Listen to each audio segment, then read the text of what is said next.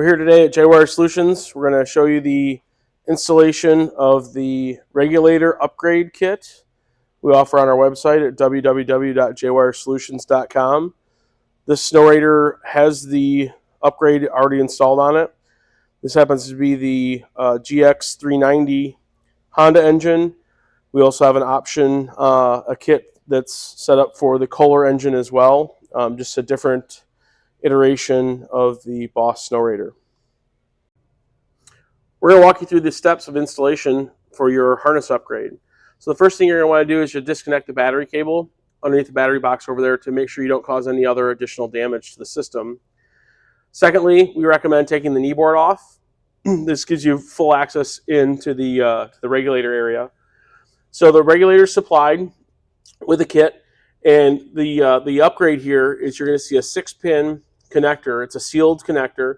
The mate to this has a rubber gasket that ensures that no salt water, brine, dirt, debris, or anything like that gets into this connector. You'll find when you take your other regulator out, this connector here is most likely damaged, destroyed, green with corrosion, and there's a potential that someone else has already tried to fix this by jumpering wires around this connector. You'll see here in the corner a picture of one of the ones that was removed from a unit that we've already performed this update on. As I mentioned before, this SnowRator already has our upgraded kit installed in it. You can see the connector here. It ends up right behind this vertical riser for the operator control panel. This is one of the more congested areas to work. However, it's important that you get back to good, clean copper wire that hasn't been affected by any type of corrosion or any water intrusion. We recommend stripping back any insulation or anything else or any wire covering that's on this in order to get yourself into a good, clean working environment. After the installation is complete, one area to focus on is a potential corroded ground point between the key switch housing and the side of the engine.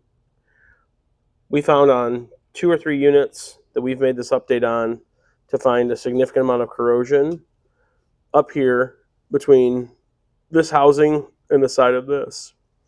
This caused, even after replacing the regulator, a no charge condition. After the installation is complete and you've reconnected the battery, it's time to test this out. For video purposes, I won't start this SnowRator up, but I want to highlight for you that through your hour meter, you can select over here to a voltage readout. Once you start the engine, we recommend about a 25% throttle. Up to 25% throttle, you should see voltage up between 13.8 and 14.4 volts, signifying that you have a good charging system once again. We want to give a quick crimping tutorial utilizing a non-insulated butt splice and adhesive-lined heat shrink. First step here, we're just going to connect this and make a loop out of it. But we're going to go down here to our 16-gauge wire, which is what we're using. We're going to strip back 1/4 to 3/8 of an inch off both sides of the wire that we're connecting. A key step often overlooked is to put the heat shrink on before you complete the crimp connection.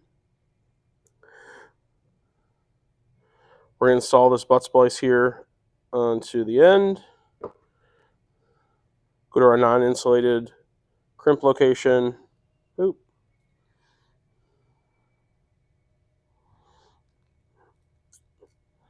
And then give it a tug to show we've got a good solid crimp.